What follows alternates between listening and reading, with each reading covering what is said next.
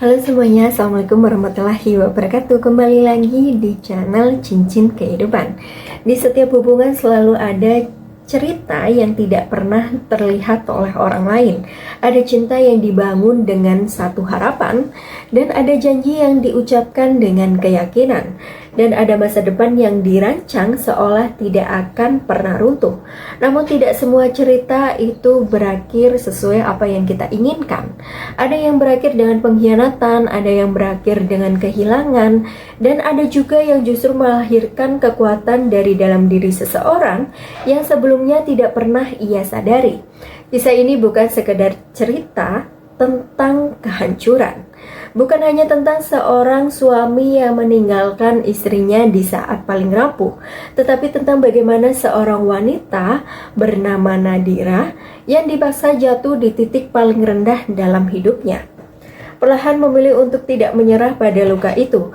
Ia tidak bangkit dalam satu malam, tidak berubah menjadi kekuatan dalam satu keputusan. Ia melewati rasa sakit, kesepian, pengkhianatan, kehancuran, dan harga diri. Hingga akhirnya semua itu tidak lagi menjadi alasan untuk menangis, melainkan alasan untuk berdiri lebih tinggi dari sebelumnya. Dan hari ini kita akan melihat akhir dari perjalanan itu, bukan akhir dari rasa sakit, tapi awal dari kehidupan baru seorang wanita yang telah menemukan kembali dirinya sendiri. Jangan lupa untuk like, komen, dan subscribe ya, agar tidak ketinggalan cerita-cerita menarik dari Cincin Kehidupan. Yuk kita mulai ceritanya. Saat aku hamil 9 bulan, suamiku jatuhkan talak 3 kepadaku di depan pelakor dengan alasan aku kampungan. Setelah 2 bulan pernikahan mereka, ku jatuhkan usaha mereka hingga bangkrut dan ku buat hidup mereka menderita. Kehidupan yang sederhana. Pagi itu dimulai seperti biasa.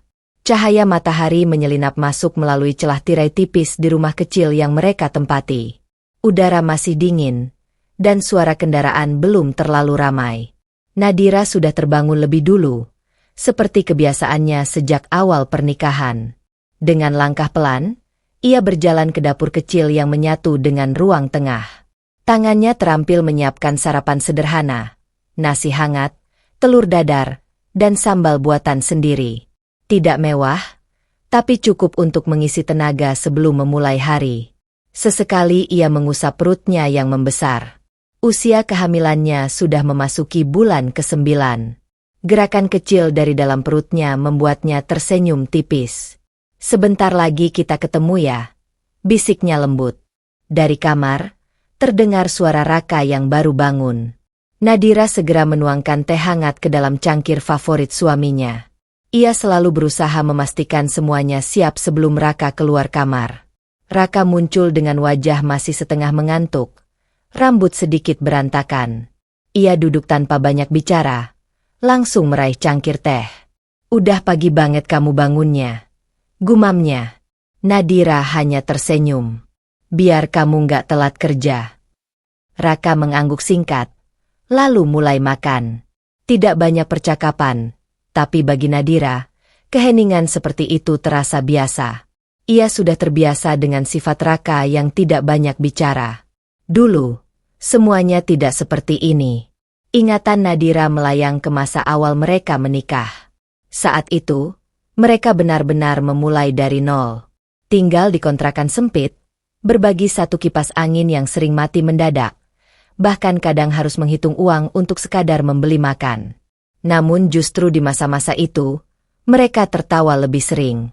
Raka yang dulu selalu pulang dengan cerita tentang mimpi besar, tentang usaha yang ingin ia bangun, tentang masa depan yang ingin mereka capai bersama. Nadira selalu menjadi pendengar setia, sekaligus penyemangat tanpa lelah. "Aku janji, suatu hari nanti kamu gak akan hidup susah lagi," kata Raka waktu itu. Dan Nadira percaya. Bukan karena janji itu terdengar mewah, tapi karena ia melihat kesungguhan di mata Raka. Ia yakin mereka akan berhasil. Bersama, Nadira juga ikut berjuang. Ia membantu mencatat keuangan kecil-kecilan, memberi ide untuk usaha Raka, bahkan rela menjual perhiasan satu-satunya demi tambahan modal. Baginya, semua itu bukan pengorbanan, melainkan bagian dari cinta. Kini, kehidupan mereka memang sudah sedikit lebih baik. Rumah kecil itu bukan lagi kontrakan sempit, meski tetap sederhana. Raka juga sudah memiliki usaha yang mulai berkembang. Namun, entah sejak kapan, kehangatan itu perlahan berubah. Raka menjadi lebih sibuk, lebih sering diam, lebih jarang berbagi cerita seperti dulu. "Nanti aku pulang malam," ucap Raka tiba-tiba, memecah lamunan Nadira. Nadira menoleh. "Lagi banyak kerjaannya?" "Iya." Jawaban singkat itu menggantung di udara. Nadira mengangguk pelan, berusaha tetap tersenyum. "Hati-hati di jalan." Raka tidak menjawab. Ia hanya berdiri, mengambil tasnya, lalu berjalan keluar rumah tanpa menoleh. Pintu tertutup. Suara itu terasa lebih keras dari biasanya. Nadira berdiri diam beberapa saat, menatap pintu yang sudah tertutup rapat. Lalu ia menghela napas panjang dan kembali membereskan meja makan. Ia tidak ingin berpikir buruk. Baginya, pernikahan ini tetaplah tentang cinta. Tentang dua orang yang pernah berjuang bersama dari titik terendah. Tentang janji-janji yang pernah mereka ucapkan, yang masih ia pegang erat sampai hari ini. Di dalam hatinya, Nadira masih percaya bahwa semua ini hanyalah fase, bahwa Raka yang dulu masih ada, dan bahwa rumah sederhana ini masih berdiri di atas cinta yang sama seperti dulu. Meski tanpa ia sadari, perlahan, segalanya sedang berubah. Retaknya kepercayaan. Perubahan itu tidak datang sekaligus. Ia hadir perlahan, nyaris tak terasa. Seperti retakan kecil pada kaca yang awalnya terlihat sepele, namun lama-lama menjalar hingga sulit disatukan kembali. Nadira mulai menyadarinya dari hal-hal sederhana. Raka kini lebih sering pulang larut. Awalnya hanya 1 atau 2 kali dalam seminggu. Ia selalu punya alasan, rapat penting, klien mendadak, atau urusan bisnis yang tak bisa ditunda. "Ini demi masa depan kita," katanya suatu malam. Dan seperti biasa, Nadira memilih percaya. Namun semakin hari, alasan itu terdengar semakin sama. Terlalu sering diulang, terlalu mudah diucapkan. Bahkan kadang Raka pulang tanpa penjelasan apapun. Malam itu, jarum jam sudah melewati pukul 11. Nadira masih duduk di ruang tengah, menahan kantuk. Lampu dibiarkan menyala.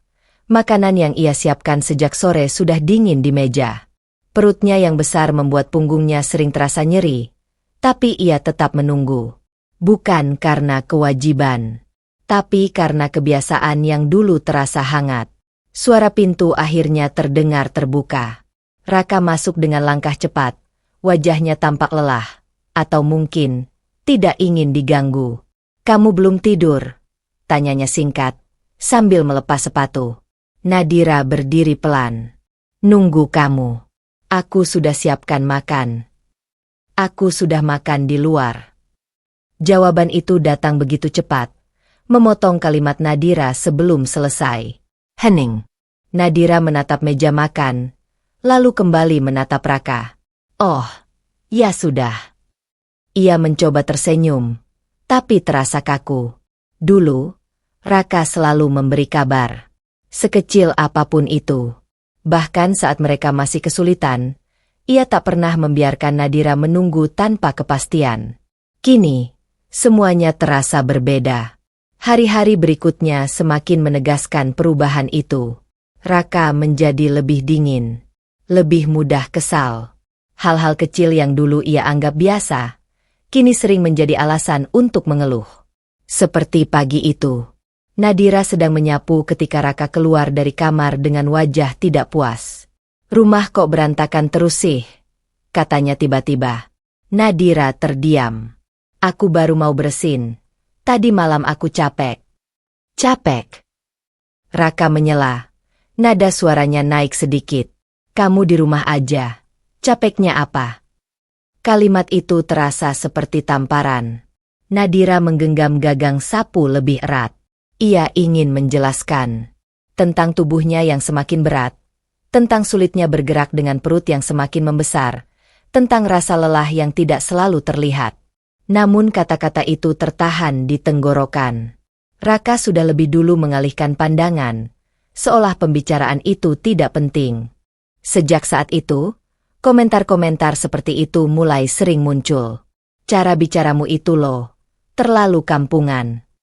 Kamu nggak ngerti dunia luar, Nadira. Aku sekarang bergaul sama orang-orang yang beda. Setiap kalimat terdengar ringan diucapkan, tapi meninggalkan luka yang dalam. Nadira tidak pernah merasa dirinya sempurna. Ia tahu latar belakangnya sederhana. Cara hidupnya mungkin tidak semewah orang-orang yang kini ditemui Raka. Tapi ia tidak pernah menyangka hal itu akan menjadi alasan untuk direndahkan. Suatu sore, Nadira memberanikan diri bertanya, "Kamu kenapa akhir-akhir ini berubah, Rak?" Raka yang sedang sibuk dengan ponselnya mengangkat alis. "Berubah gimana? Kamu jadi jauh." Raka tertawa kecil. Bukan tawa hangat seperti dulu, tapi lebih terdengar meremehkan. "Kamu aja yang terlalu sensitif." Nadira menunduk. "Dunia aku sekarang beda, Nadira," lanjut Raka. "Kamu nggak akan ngerti." Kalimat itu terasa seperti garis yang memisahkan mereka. Seolah-olah semua perjuangan yang pernah mereka lalui bersama tidak lagi berarti. Sejak hari itu, Nadira mulai merasakan sesuatu yang belum pernah ia rasakan sebelumnya dalam pernikahannya. Keraguan. Bukan hanya pada sikap Raka, tapi juga pada tempatnya di sisi pria itu. Namun di balik semua perubahan itu, Nadira masih bertahan pada satu hal. Harapan. Harapan bahwa Raka hanya sedang lelah. Harapan bahwa semua ini akan kembali seperti dulu. Harapan bahwa cinta yang pernah mereka bangun belum benar-benar hilang. Meski jauh di dalam hatinya, sebuah suara kecil mulai berbisik bahwa mungkin retakan itu sudah terlalu dalam. Wanita itu. Segalanya mulai terasa berbeda sejak hari itu. Hari ketika Raka pertama kali menyebut sebuah nama, tanpa sengaja, tanpa penekanan, namun cukup untuk meninggalkan jejak di pikiran Nadira. Klien baru. Namanya Selina. Hanya itu. Singkat. Seolah tidak penting. Namun sejak saat itu, nama itu mulai muncul lebih sering. Dalam percakapan, dalam alasan pulang larut, bahkan dalam nada suara Raka yang berubah tanpa ia sadari. Awalnya, Nadira tidak curiga. Ia hanya menganggap Selina sebagai bagian dari dunia baru Raka, dunia bisnis yang memang tidak pernah benar-benar ia pahami. Sampai suatu malam, semuanya terasa berbeda. Raka pulang lebih rapi dari biasanya. Kemejanya licin tanpa lipatan, aroma parfum yang ia pakai lebih tajam, dan cara ia berdiri di depan cermin, terlalu lama, terlalu fokus. Nadira memperhatikannya dari tempat tidur. "Kamu mau kemana?" tanyanya pelan. "Meeting," jawab Raka singkat. "Malam-malam."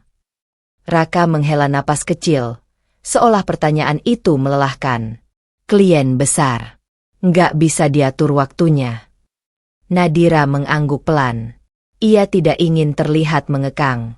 Tidak ingin menjadi alasan Raka merasa terhambat. Namun setelah pintu tertutup, perasaan asing itu kembali muncul. Tidak nyaman. Tidak tenang. Seolah ada sesuatu yang ia lewatkan. Beberapa hari kemudian, jawabannya datang, tanpa sengaja. Siang itu, Nadira memberanikan diri keluar rumah. Ia ingin membeli kebutuhan dapur, sekaligus menghirup udara luar yang sudah lama ia rindukan. Langkahnya pelan, tubuhnya berat, tapi ia tetap berjalan. Hingga matanya menangkap sesuatu di seberang jalan. Sebuah mobil mewah berhenti di depan sebuah kafe. Dari dalamnya, Raka keluar. Nadira terdiam. Belum sempat ia memanggil, pintu sisi lain terbuka. Seorang wanita turun dengan anggun. Penampilannya mencolok, gaun sederhana tapi jelas mahal, sepatu hak tinggi, rambut tertata rapi, dan cara ia berjalan, penuh percaya diri. Wanita itu tersenyum. Dan Raka membalasnya. Senyum yang sudah lama tidak Nadira lihat. Jantung Nadira berdegup lebih cepat. Ia berdiri di tempatnya, tidak bergerak, hanya menyaksikan dari kejauhan saat mereka berjalan berdampingan masuk ke dalam kafe. Tanpa jarak, tanpa batas. Seolah mereka sudah terbiasa bersama. Malamnya, Raka pulang seperti biasa. Atau setidaknya, ia berusaha terlihat biasa. Nadira duduk di ruang tengah, menunggunya. "Kamu ketemu klien tadi siang?" tanyanya hati-hati. "Iya," jawab Raka sambil membuka jam tangannya. "Selina." Raka berhenti sejenak. Hanya sepersekian detik, tapi cukup untuk membuat Nadira menyadarinya. "Iya, memang kenapa?" Nadira menelan pelan. "Enggak, cuma nanya." Raka menatapnya sekilas, lalu berjalan ke kamar tanpa berkata apa-apa lagi. Percakapan itu berakhir begitu saja, namun tidak dengan perasaan Nadira. Sejak hari itu, gambaran wanita itu terus terbayang di pikirannya. Selina, wanita yang tampak sempurna di mata dunia luar. Elegan, modern, berkelas. Sangat berbeda dengan dirinya. Nadira melihat dirinya di cermin malam itu. Wajahnya pucat, tubuhnya membesar karena kehamilan, rambutnya diikat seadanya. Tidak ada riasan, tidak ada kemewahan. Hanya seorang wanita sederhana yang menunggu di rumah.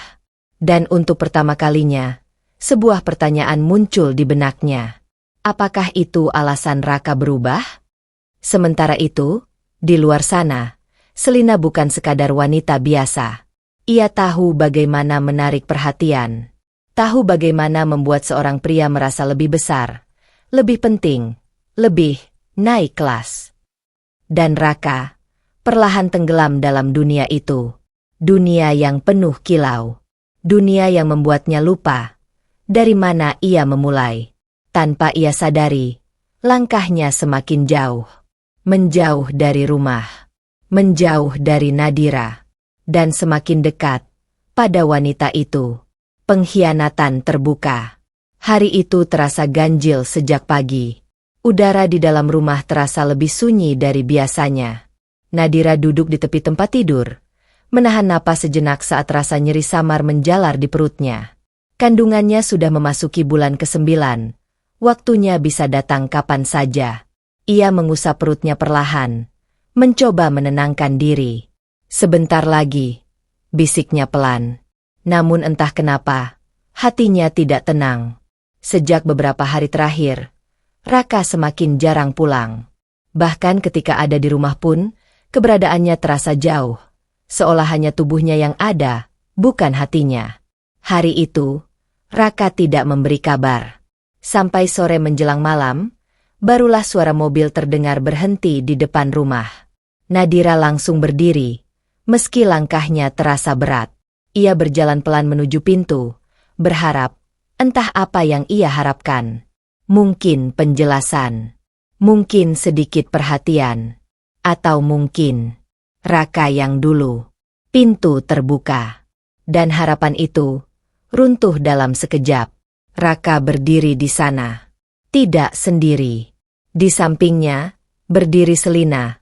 Wanita itu, dengan senyum tipis yang sulit ditebak artinya.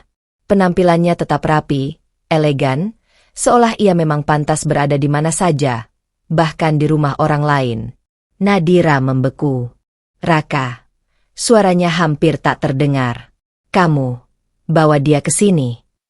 Raka masuk tanpa menjawab, diikuti Selina yang melangkah santai, matanya menyapu ruangan dengan tatapan menilai. Seolah rumah itu bukan lagi milik Nadira. "Aku capek basa-basi," kata Raka akhirnya, berdiri di tengah ruang tamu. Nada suaranya datar, dingin, tidak menyisakan ruang untuk perasaan. Nadira menatapnya. Jantungnya mulai berdebar tidak karuan. "Apa maksud kamu?" Raka menarik napas sebentar, lalu menatap Nadira lurus-lurus. "Mulai hari ini, kita selesai." Kalimat itu menghantam tanpa peringatan. Nadira menggeleng pelan, tidak percaya. "Selesai? Maksudnya? Raka tidak ragu sedikit pun. Aku jatuhkan talak 3 ke kamu. Sun. Seisi ruangan seolah kehilangan suara.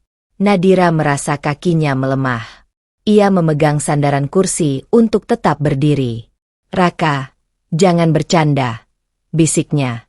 Suaranya gemetar. Namun Raka tidak tersenyum. Tidak ada keraguan di wajahnya. Aku serius. Tatapan itu benar-benar asing. Selina berdiri di sampingnya.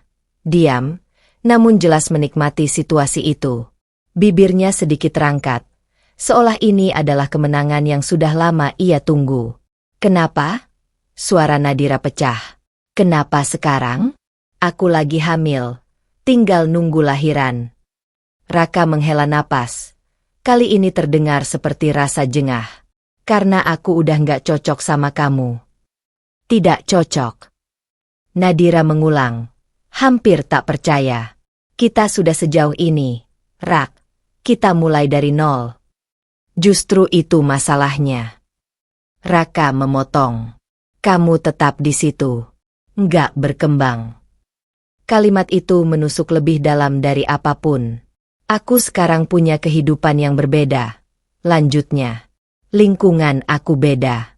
Cara pikir aku beda. Ia melirik Selina sekilas. Dan aku butuh pasangan yang selevel. Kata itu menghancurkan. Nadira menunduk. Air matanya jatuh tanpa bisa ditahan. Jadi, aku ini apa? Tanyanya lirih. Raka terdiam sesaat. Lalu menjawab tanpa emosi. Kamu masa lalu. Kalimat terakhir itu seperti titik akhir dari segalanya. Nadira mengangkat wajahnya, menatap Raka untuk terakhir kalinya sebagai seorang istri. Namun yang ia lihat, bukan pria yang dulu ia cintai, melainkan seseorang yang asing. Seseorang yang dengan mudah menghapus semua kenangan, semua perjuangan, semua cinta, hanya dalam satu keputusan. Perutnya kembali terasa nyeri, lebih kuat dari sebelumnya. Namun rasa sakit itu tak sebanding dengan apa yang ia rasakan di dalam dada. Sementara itu, Selina melangkah sedikit lebih dekat ke Raka. Tanpa ragu, tanpa rasa bersalah. Seolah ia memang sudah memiliki tempat di sana. Di posisi yang dulu, milik Nadira. Nadira akhirnya tersenyum. Bukan karena bahagia, tapi karena ia sadar. Tidak ada lagi yang bisa dipertahankan. Baik, katanya pelan. Suaranya hampir tak terdengar. Kalau itu yang kamu mau. Ia tidak berteriak, tidak memohon. Karena dalam satu momen itu, sesuatu dalam dirinya ikut mati. Dan tanpa mereka sadari, hari itu bukan hanya akhir dari sebuah pernikahan, tapi juga awal dari sesuatu yang jauh lebih besar. Hancur seketika. Malam itu rumah tidak lagi terasa seperti rumah. Setelah ucapan talak itu jatuh, tidak ada lagi percakapan yang benar-benar hidup di antara mereka. Yang tersisa hanya langkah kaki, suara pintu lemari yang dibuka, dan barang-barang yang mulai dipindahkan seolah Nadira hanyalah tamu yang sudah habis masa tinggalnya. Raka bergerak cepat, terlalu cepat. Seolah keputusan itu sudah lama dipersiapkan, bukan sesuatu yang baru diucapkan beberapa jam lalu. Selina berdiri di ruang tengah, tidak membantu, tidak menghalangi. Ia hanya memperhatikan, sesekali memberi arahan kecil pada Raka, seperti seseorang yang sudah terbiasa mengambil alih hidup orang lain. Nadira duduk di sofa. Diam. Tangannya masih memegangi perutnya yang terasa semakin berat. Setiap gerakan bayi di dalamnya kini terasa seperti pengingat bahwa hidup harus tetap berjalan, meski dirinya sendiri sudah tidak tahu arah. Ini semua barang kamu. Suara Raka terdengar dari kamar. Nadira tidak langsung menjawab. Iya. Hening lagi. Tak lama kemudian, sebuah koper ditarik keluar. Diletakkan di dekat pintu. Bukan 2. Bukan 3. Hanya 1. Seolah seluruh hidupnya bisa diringkas dalam satu koper. Nadira menatapnya lama. Benda itu terlihat asing. Meski ia tahu itu miliknya. Raka muncul dari kamar, tanpa menatapnya lama. Kamu bisa tinggal sementara di tempat lain, katanya datar. Tempat lain. Nadira mengulang pelan. Raka tidak menjawab. Ia sudah tidak tertarik melanjutkan pembahasan itu. Selina berdiri di sampingnya, lalu berkata ringan. Lebih baik masing-masing jalan sendiri aja, biar nggak ribet. Kalimat itu sederhana, tapi bagi Nadira, itu seperti menutup semua pintu sekaligus. Malam semakin larut ketika Nadira akhirnya berdiri. Ia tidak banyak bicara lagi. Tidak ada gunanya. Langkahnya pelan menuju kamar, tempat yang dulu ia anggap sebagai ruang paling aman di dunia. Sekarang, setiap sudutnya terasa asing. Ia mengambil beberapa pakaian, perlahan, tanpa tergesa. Tangannya sempat berhenti di satu baju lama, baju yang pernah ia pakai di awal pernikahan mereka. Dulu, Raka pernah berkata ia terlihat paling cantik saat itu. Sekarang, bahkan kenangan itu pun terasa tidak berarti. Nadira menarik napas dalam, lalu memasukkan baju itu kembali ke lemari. Tidak, ia tidak akan membawa kenangan yang sudah dibuang. Saat koper akhirnya tertutup, Raka sudah menunggu di ruang tengah. Sudah? Tanyanya. Nadira mengangguk. Tidak ada lagi kata, tolong. Tidak ada lagi, maaf. Tidak ada lagi, kita. Selina berdiri di dekat pintu, menatap Nadira dengan ekspresi yang sulit dibaca. Antara puas, atau sekadar dingin. Raka membuka pintu. Angin malam menyambut dari luar. Dan di saat itu, Nadira berhenti sejenak. Matanya menatap rumah itu sekali lagi. Dinding yang dulu ia bersihkan sendiri. Ruang yang dulu ia isi dengan harapan. Dapur yang dulu menjadi tempat ia menunggu seseorang yang ia cintai pulang. Semua itu masih ada, tapi bukan untuknya lagi. Ia melangkah keluar. 1 langkah, 2 langkah, tanpa menoleh lagi. Di luar, malam terasa lebih dingin dari biasanya. Nadira berdiri di depan pagar rumah yang kini bukan miliknya lagi. Koper di sampingnya terasa lebih berat dari seluruh tubuhnya. Ia tidak menangis saat itu. Air mata sudah terlalu lelah untuk keluar. Yang ada hanya kosong. Kosong yang tidak bisa dijelaskan dengan kata-kata. Di balik pagar, Raka sudah menutup pintu. Tanpa ragu. Tanpa kembali menoleh. Dan Selina berdiri di sisinya.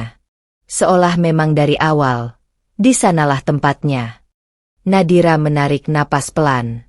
1 malam. Hanya 1 malam. Dan semuanya hilang. Suami, rumah, dan harga dirinya, yang selama ini ia jaga dengan sepenuh hati. Ia mengusap perutnya pelan. Maaf ya, bisiknya lirih. Bukan pada Raka. Bukan pada Selina. Tapi pada dirinya sendiri. Lalu ia melangkah pergi, membawa 1 koper, dan hidup yang sudah hancur seketika di belakangnya. Titik terendah. Langit masih gelap ketika Nadira berjalan tanpa tujuan. Langkahnya pelan, tidak pasti, seolah setiap pijakan adalah pertanyaan baru yang tidak ia tahu jawabannya. Jalanan sudah sepi. Hanya sesekali kendaraan lewat tanpa peduli pada sosok wanita yang berdiri sendirian dengan 1 koper di sampingnya. Semua terasa asing. Bukan hanya kota itu, tapi hidupnya sendiri. Nadira berhenti di sebuah halte kecil. Ia duduk, menundukkan kepala, dan untuk pertama kalinya sejak malam itu, ia membiarkan dirinya diam sepenuhnya. Tidak ada lagi suara Raka. Tidak ada lagi Selina. Tidak ada lagi rumah. Yang tersisa hanya dirinya dan bayi yang terus bergerak di dalam perutnya. Gerakan kecil itu membuat matanya berkaca-kaca. Kenapa harus sekarang? Bisiknya pelan. Tangannya memegang perutnya, mencoba mencari kekuatan, tapi yang ia temukan justru rasa sakit yang lebih dalam dari sebelumnya. Bukan sakit fisik, tapi hancur yang tidak bisa dijelaskan. Beberapa jam berlalu. Cahaya pagi mulai muncul. Tapi Nadira tidak bergerak dari tempatnya. Koper itu masih di sampingnya. seperti satu-satunya bukti bahwa malam kemarin benar-benar terjadi. Perutnya terasa semakin berat, tubuhnya lelah, dan matanya mulai kabur karena kurang tidur. Untuk sesaat, pikirannya kosong. Dan dalam kekosongan itu, muncul satu kalimat yang terasa begitu menggoda. Kalau aku berhenti sekarang, semuanya selesai. Nadira menutup mata. Hening. Dunia terasa lebih ringan jika ia membayangkan tidak perlu melanjutkan apapun. Tidak perlu bangun lagi. Tidak perlu menghadapi tatapan orang. Tidak perlu merasa tidak diinginkan. Tidak perlu sakit lagi. Tangannya perlahan melemah di atas perutnya. Namun di tengah keheningan itu, ada sesuatu yang bergerak lagi. Lebih kuat. Lebih jelas. Seolah ada kehidupan kecil yang menolak menyerah bersamanya. Nadira membuka mata perlahan. Air matanya jatuh tanpa suara. Maaf. Suaranya bergetar. Maaf. Aku hampir lupa. Ia menarik napas dalam, meski terasa berat di dada. Masih ada kamu. Tangannya kembali menguat di perutnya. Dan di saat itu, sesuatu dalam dirinya yang sempat runtuh mulai menolak untuk tetap hancur. Nadira berdiri.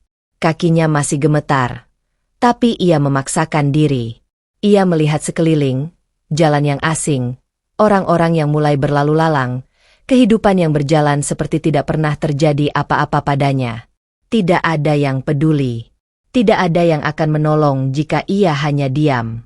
Dan di titik itu, ia menyadari sesuatu yang pahit. Tidak ada lagi tempat untuk kembali. Tapi justru karena itu, tidak ada lagi alasan untuk berhenti. Ia mengangkat koper itu lagi. Lebih ringan dari tadi. Bukan karena isinya berubah. Tapi karena sesuatu dalam dirinya mulai bergeser. Kalau aku jatuh, gumamnya pelan, aku harus bangkit sendiri. Langkah pertamanya terasa berat. Langkah kedua sedikit lebih kuat. Dan langkah ketiga, tidak lagi ragu. Nadira berjalan menyusuri jalan itu, membawa dirinya yang hancur, tapi belum sepenuhnya mati. Di dalam hatinya, satu janji mulai terbentuk. Bukan untuk Raka, bukan untuk Selina, tapi untuk dirinya sendiri. Bahwa suatu hari nanti, ia tidak akan lagi menjadi wanita yang ditinggalkan tanpa arti. Ia akan bangkit. Pelan, sakit, tapi pasti. Tekad yang membara. Hari-hari setelah titik terendah tidak menjadi lebih mudah. Nadira tidak langsung menemukan jalan keluar, juga tidak tiba-tiba menjadi kuat. Yang berubah hanyalah satu hal kecil. Ia berhenti jatuh lebih dalam. Ia menyewa kamar sederhana di sebuah rumah kos.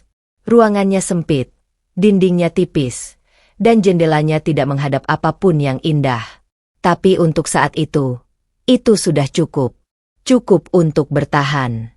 Cukup untuk bernapas. Di malam pertama, Nadira duduk di tepi kasur tanpa banyak bergerak.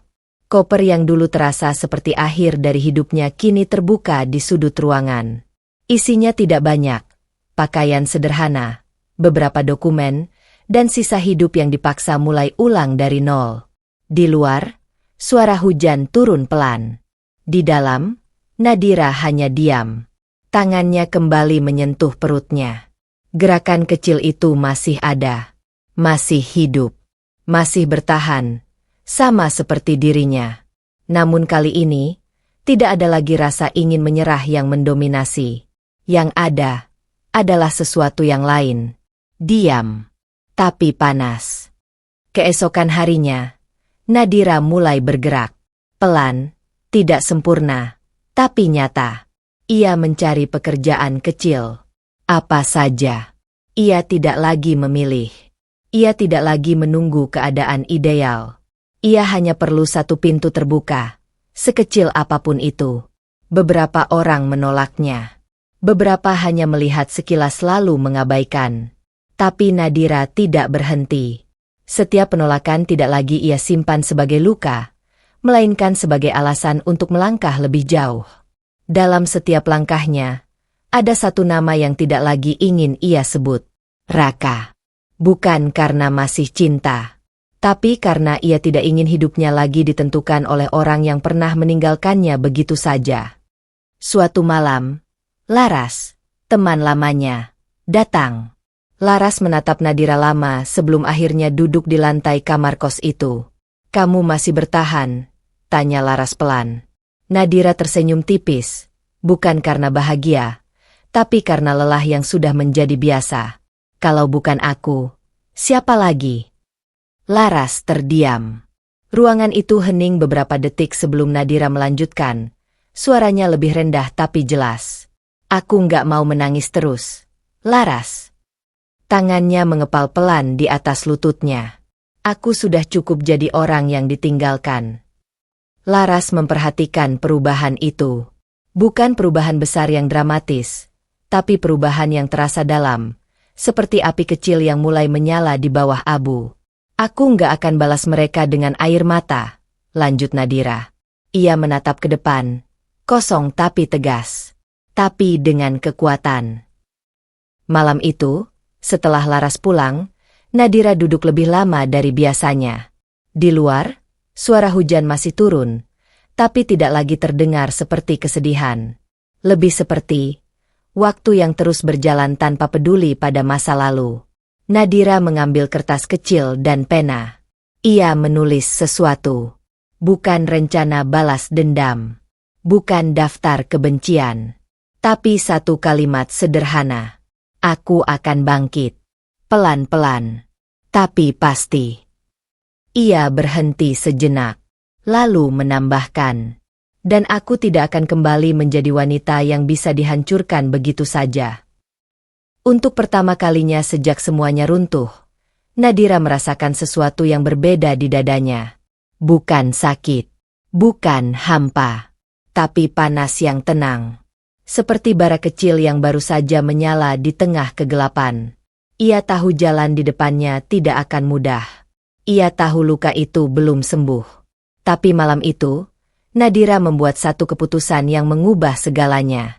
Ia tidak lagi akan bertahan sebagai korban.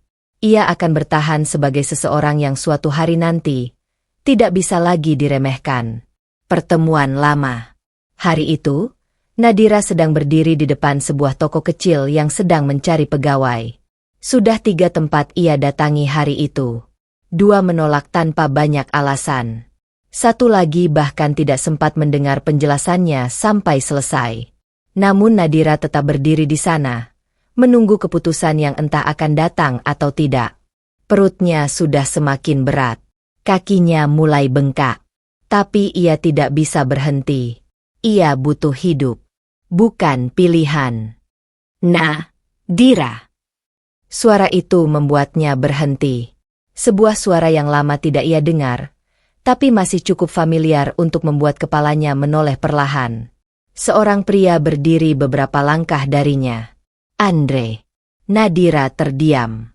Untuk sesaat, ia seperti tidak yakin apakah ini nyata atau hanya kelelahan yang mempermainkan pikirannya. "Andre?" Suaranya pelan. Pria itu tersenyum kecil, tapi matanya terlihat penuh kejutan sekaligus keprihatinan. "Aku nggak nyangka ketemu kamu di sini." Nadira tidak langsung menjawab. Ia hanya menatapnya lama, seolah mencoba mengingat bagian hidup yang terasa sudah jauh sekali. Andre dulu adalah teman lama yang sering membantu Raka di awal membangun usaha. Sosok yang lebih banyak diam, tapi selalu hadir saat dibutuhkan. Dan sekarang, dia berdiri di hadapannya, di saat Nadira benar-benar tidak punya apa-apa. "Aku cuma lagi cari kerja," kata Nadira akhirnya, mencoba terdengar biasa. Andre mengangguk pelan, tapi tatapannya tidak bisa menyembunyikan apa yang ia lihat. Kelelahan, kesendirian, dan sesuatu yang pernah patah terlalu dalam. "Kamu tinggal di mana sekarang?" tanyanya hati-hati. Nadira ragu sejenak. "Dekat sini." Jawaban itu tidak lengkap, tapi Andre tidak memaksa. Ada jeda singkat di antara mereka sebelum Andre akhirnya berkata, "Aku mau ngobrol sebentar." "Bisa." Nadira menatapnya, lalu mengangguk. Mereka duduk di sebuah warung kecil tak jauh dari sana. Suasana sederhana, suara kendaraan berlalu lalang, tapi di antara mereka ada keheningan yang berbeda, keheningan yang dipenuhi pertanyaan yang tidak diucapkan. Andre menatap Nadira cukup lama sebelum akhirnya berbicara. Aku dengar tentang kamu dan Raka. Nadira menunduk sedikit. Tidak ada reaksi berlebihan. Tidak ada penyangkalan. Karena tidak ada lagi yang perlu disembunyikan. Aku minta maaf, lanjut Andre pelan. Aku nggak tahu harus bilang apa waktu itu. Nadira tersenyum tipis. Bukan senyum bahagia. Tapi senyum orang yang sudah terlalu lelah untuk marah. Bukan salah kamu. Andre menghela napas. Raka berubah, katanya. Tapi aku juga nggak nyangka dia sampai sejauh itu. Kata-kata itu tidak membuat Nadira lebih sakit. Karena rasa sakitnya sudah melewati tahap itu. Aku lihat kamu lagi cari kerja tadi. Andre mengubah topik. Nadira mengangguk. Kalau kamu mau. Andre berhenti sebentar, memilih kata yang tepat. Aku bisa bantu kamu mulai lagi. Nadira menatapnya cepat. Bantu. Andre mengangguk. Aku punya usaha kecil sekarang. Nggak besar, tapi stabil. Aku butuh orang yang bisa dipercaya. Kamu dulu orangnya Raka, tapi aku tahu kamu juga yang sering bantu jalannya bisnis itu. Nadira terdiam. Ingatan lama muncul sebentar, tentang masa ketika ia ikut menghitung, mengatur, dan membangun sesuatu yang dulu mereka sebut masa depan. Tapi itu semua sudah hancur. Aku nggak punya apa-apa lagi, kata Nadira akhirnya. Andre menggeleng pelan. Justru itu kamu bisa mulai dari nol lagi. Tapi kali ini, untuk kamu sendiri. Kalimat itu menggantung di udara. Untuk pertama kalinya sejak semuanya runtuh, Nadira tidak langsung menolak. Malam itu, saat kembali ke kamar kos, Nadira duduk lama tanpa bergerak. Ucapan Andre terus terulang di kepalanya. Untuk kamu sendiri. Tangannya perlahan menyentuh perutnya. Aku harus gimana ya? Bisiknya pelan. Tidak ada jawaban langsung. Tapi untuk pertama kalinya, pertanyaan itu bukan lagi tentang bertahan hidup saja, melainkan tentang, apakah ia masih mau hidup sebagai seseorang yang tidak punya arah. Nadira mengambil napas dalam, lalu mengeluarkannya perlahan. Di luar, malam tetap berjalan seperti biasa. Tapi di dalam dirinya, sesuatu mulai berubah arah. Bukan besar, bukan cepat, tapi cukup untuk membuatnya mulai berpikir bahwa mungkin hidupnya belum benar-benar berakhir. Kebenaran yang terungkap. Hari itu Andre datang lebih awal dari biasanya. Nadira masih di kamar kosnya ketika ketukan pelan terdengar di pintu. Ia membuka dengan hati-hati dan melihat Andre berdiri membawa sebuah tas kerja. Aku pikir ini lebih baik kamu lihat langsung, kata Andre tanpa banyak basa-basi. Nadira mengerutkan kening. Apa? Andre tidak langsung menjawab. Ia hanya masuk, duduk di kursi kecil di sudut kamar, lalu mengeluarkan beberapa berkas. Map lama, kertas yang sudah sedikit menguning, catatan tulisan tangan, dan beberapa dokumen yang tampak seperti draft bisnis. Nadira menatap semua itu dengan bingung. Itu apa? Andre menarik napas pelan. Ini, arsip awal usaha Raka. Nama itu disebut pelan, tapi cukup untuk membuat udara di ruangan itu terasa sedikit lebih berat. Nadira diam. Andre membuka satu lembar kertas. Dan ini, ide awalnya. Ia menyodorkan dokumen itu. Nadira ragu sejenak, lalu mengambilnya. Matanya mulai membaca. Semakin lama ia membaca, semakin wajahnya berubah. Catatan itu bukan sekadar rencana bisnis biasa.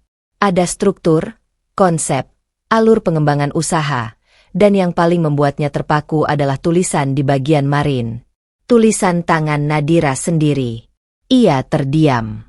Jari-jarinya sedikit bergetar. Aku. Nadira berhenti.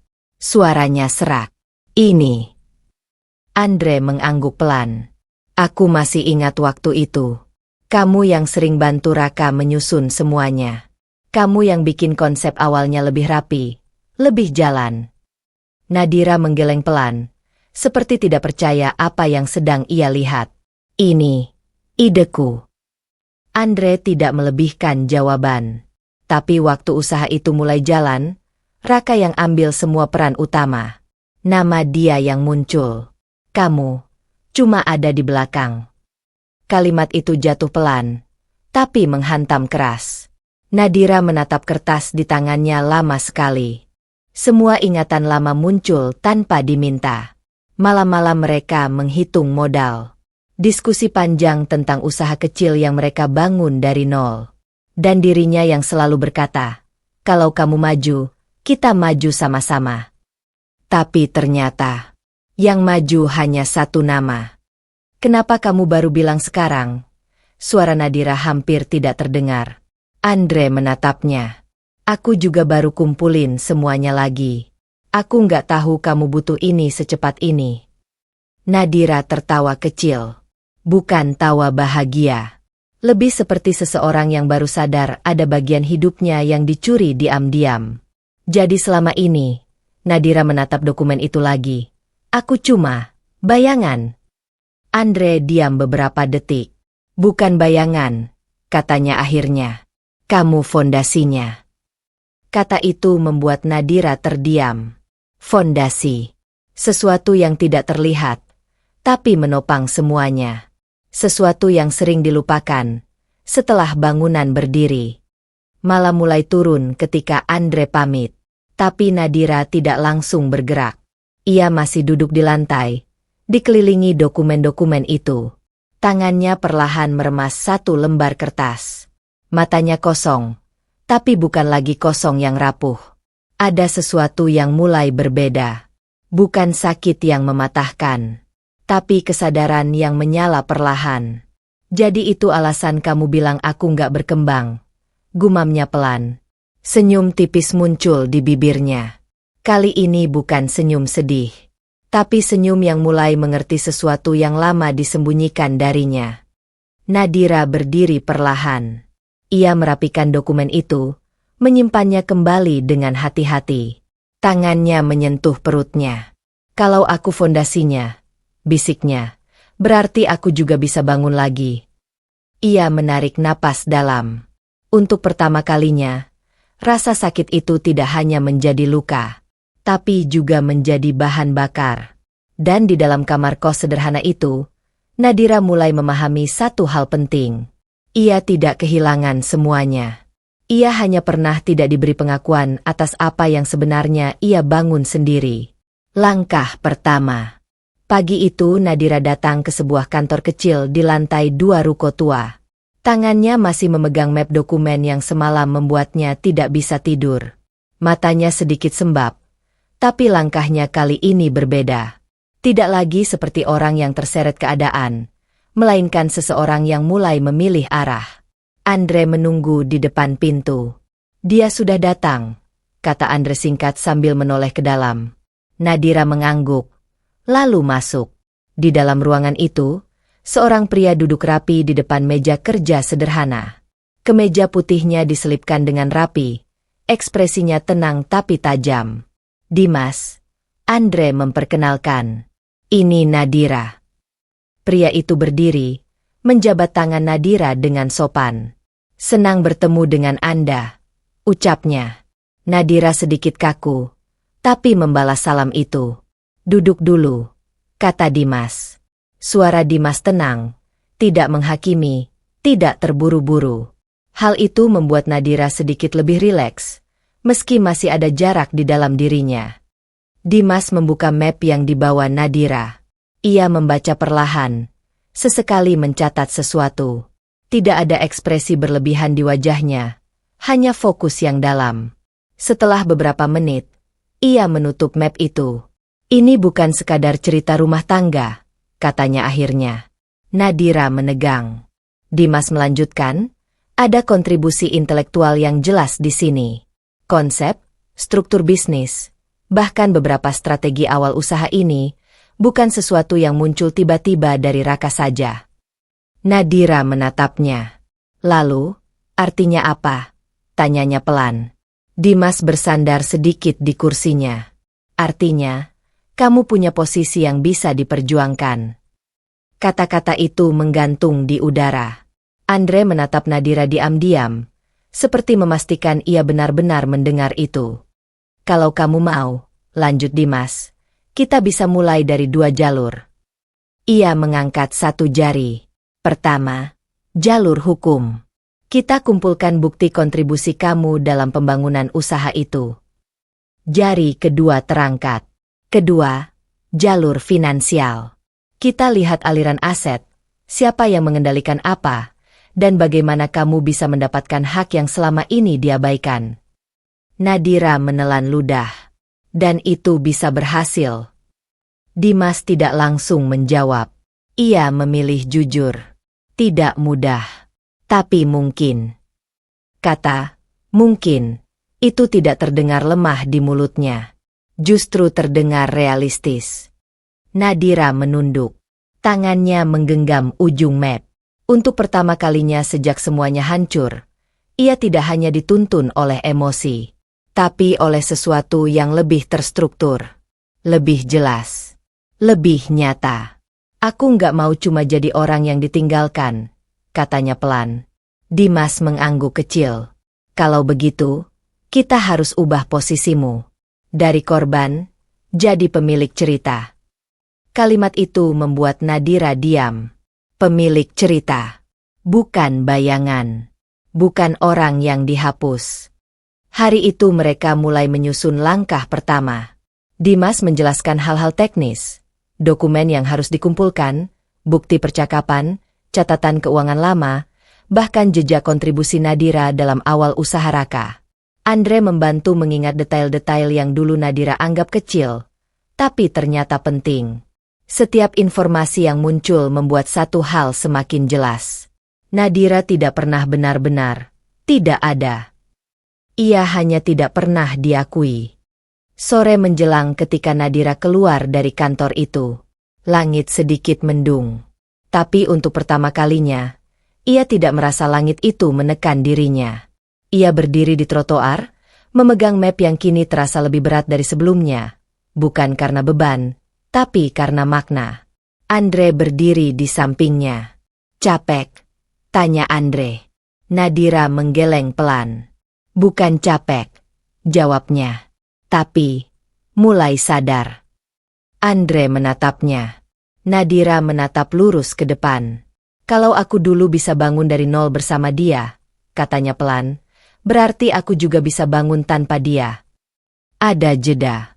Lalu ia melanjutkan, lebih tegas dari sebelumnya. Tapi kali ini, aku nggak akan berdiri di belakang siapapun. Langkahnya mulai bergerak. Pelan, tapi pasti. Dan di hari itu, Nadira tidak lagi sekadar bertahan. Ia mulai membangun kembali dirinya, dengan arah yang berbeda dari masa lalunya. Kebangkitan diam-diam. Tidak ada lagi rumah yang ramai. Tidak ada lagi nama Raka di setiap percakapan. Tidak ada lagi kehidupan yang bisa Nadira sandarkan. Yang ada hanya satu hal, memulai dari nol, tanpa suara. Nadira memutuskan untuk tidak terburu-buru. Ia tahu, dunia yang pernah membuatnya jatuh juga dunia yang bisa menghancurkannya lagi jika ia tidak berhati-hati. Dibantu Andre dan arahan hukum dari Dimas, ia mulai menyusun rencana kecil yang tidak mencolok. Bukan perusahaan besar. Bukan sesuatu yang langsung terlihat. Hanya langkah kecil, yang konsisten. Hari-harinya berubah total. Pagi ia habiskan mencari relasi kecil, bukan untuk meminta belas kasihan, tetapi untuk memahami peluang.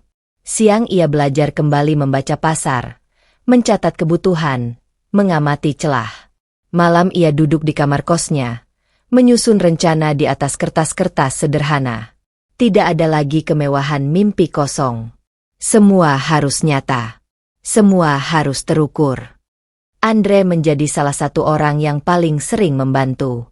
Aku punya beberapa kenalan supplier kecil, kata Andre suatu hari. Nggak besar, tapi cukup buat mulai. Nadira mengangguk. Mulai dari kecil aja dulu. Jawabnya. Tidak ada lagi ambisi yang meledak-ledak. Yang ada hanya ketelitian dan keteguhan. Dimas sesekali mengirimkan arahan hukum dan bisnis. Jangan terburu-buru. Pesannya. Yang kamu bangun sekarang harus bersih. Tidak boleh ada celah. Nadira mengikuti semua itu. Ia belajar mencatat ulang semua hal yang dulu ia anggap sepele. Kontrak, alur transaksi, hingga cara membangun kepercayaan klien dari awal. Semua pengalaman masa lalunya kini menjadi senjata, bukan luka. Suatu malam, Laras datang membawa kabar kecil tentang dunia Raka. Usaha mereka kelihatannya masih jalan, kata Laras hati-hati. Tapi, nggak sekuat dulu. Nadira hanya mendengar. Tidak bereaksi berlebihan. Tidak ada senyum puas. Tidak ada amarah. Hanya hening yang tenang. Biarkan saja, jawab Nadira singkat. Laras menatapnya lama. Kamu berubah, katanya pelan. Nadira mengangguk. Bukan berubah, jawabnya. Aku baru mulai jadi diri sendiri. Minggu demi minggu berlalu. Nadira mulai membangun sesuatu yang baru. Usaha kecil berbasis jasa dan pengelolaan konsep bisnis sederhana. Sesuatu yang dulu sering ia bantu tanpa pernah disebut namanya. Ia tidak memakai nama besar. Tidak memakai koneksi Raka. Bahkan tidak memakai bayangan masa lalu. Ia mulai dari nol. Benar-benar nol.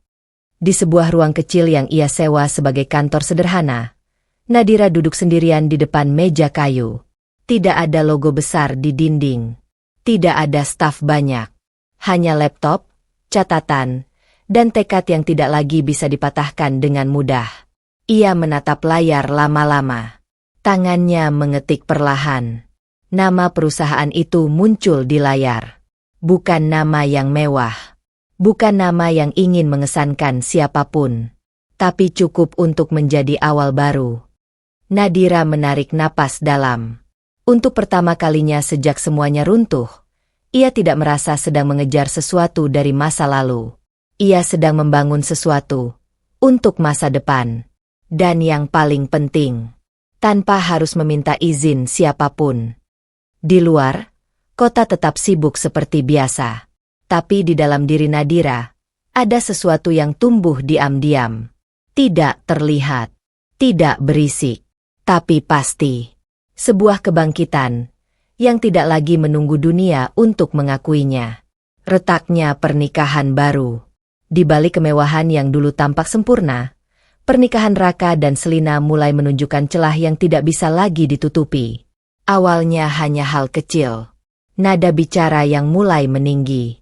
Keputusan yang tidak lagi sejalan.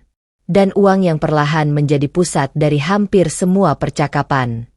Selina duduk di ruang tamu apartemen mereka yang mewah, memeriksa kartu kredit di tangannya. Limitnya berkurang lagi. Tanyanya tajam. Raka yang baru masuk melepas jasnya dengan wajah lelah. Aku lagi atur ulang cash flow perusahaan, jawabnya datar. Selina tertawa kecil, tapi tidak ada kehangatan di dalamnya.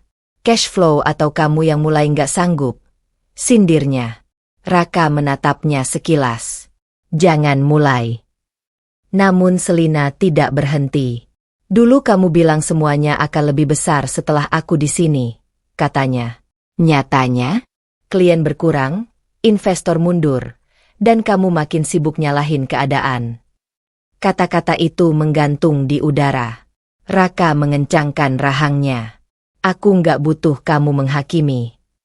Selina berdiri, menatapnya langsung. Bukan menghakimi. Raka, aku cuma lihat kenyataan. Sejak Nadira pergi, Raka merasa semuanya harusnya berjalan lebih ringan. Ia mengira hidupnya akan lebih bebas, lebih cepat naik, lebih sesuai level baru yang ia banggakan. Tapi yang terjadi justru sebaliknya. Selina bukan tipe yang diam. Ia menuntut gaya hidup, keputusan cepat, dan hasil nyata. Dan Raka mulai tertekan di antara ekspektasi dan kenyataan. Malam itu, mereka bertengkar lagi. Bukan karena hal besar. tapi karena hal yang sama yang terus berulang. Uang. Kenapa semua jadi seret begini? Selina melemparkan ponselnya ke sofa. Kamu bilang kamu punya sistem. Kamu bilang kamu paham bisnis. Raka berdiri. Suaranya mulai meninggi. Bisnis itu nggak semudah yang kamu pikir. Selina menatapnya tajam. Dulu kamu nggak bilang begitu waktu kamu ninggalin Nadira. Kalimat itu jatuh seperti pisau. Ruangan langsung sunyi. Raka terdiam. Wajahnya mengeras. Jangan bawa-bawa dia, katanya dingin. Selina tersenyum sinis. Kenapa? Masih takut dibandingkan. Nama itu, Nadira. Sesuatu yang selama ini Raka coba abaikan, mulai muncul kembali dalam bentuk yang tidak ia inginkan. Bukan sebagai kenangan manis, tapi sebagai bayangan yang tidak selesai. Di sisi lain, Selina juga mulai merasa tidak seperti yang ia bayangkan. Raka tidak lagi terlihat seperti pria sukses yang dulu ia kejar. Bukan lagi sosok penuh kendali. Yang ada sekarang hanyalah pria yang sering diam, mudah emosi, dan mulai kehilangan arah. Dan itu membuat Selina tidak puas. Konflik mereka tidak lagi tersembunyi. Mulai terlihat oleh orang-orang di sekitar bisnis mereka. Keputusan yang bertabrakan. Perubahan strategi mendadak. Dan investor yang mulai ragu. Satu persatu masalah muncul ke permukaan. Suatu malam, Raka duduk sendirian di ruang kerjanya. Lampu redup. Tangannya memegang dokumen yang tidak selesai ia baca. Untuk pertama kalinya, ia tidak merasa sedang berada di puncak. Ia merasa kehilangan kendali. Dan di sela keheningan itu, pikirannya tanpa sadar kembali pada satu hal. Nadira. Bukan Nadira yang ia tinggalkan dengan mudah. Tapi Nadira yang dulu diam-diam selalu menyusun semuanya di belakangnya. Sementara itu, di tempat lain, Selina berdiri di depan kaca. Melihat dirinya sendiri. Tidak ada lagi rasa puas seperti dulu. Hanya pertanyaan yang mulai tumbuh. Ini yang aku kejar. Dan tanpa mereka sadari, dua kehidupan yang dulu bersatu untuk meninggalkan satu orang, mulai retak, dari dalam, pelan, tapi pasti. Permainan dimulai. Nadira tidak lagi bergerak seperti seseorang yang sedang bertahan. Ia bergerak seperti seseorang yang sudah memahami medan perang. Bukan dengan emosi, bukan dengan dendam yang meledak-ledak, tapi dengan perhitungan yang tenang dan tepat sasaran. Perusahaannya yang baru memang masih kecil, tapi satu hal yang Nadira miliki, yang tidak dimiliki banyak orang, adalah pemahaman dalam tentang bagaimana bisnis Raka dibangun dari awal. Ia tahu pola kerjanya. Ia tahu cara mereka menarik klien. Ia tahu celah yang dulu ia bantu tutup diam-diam.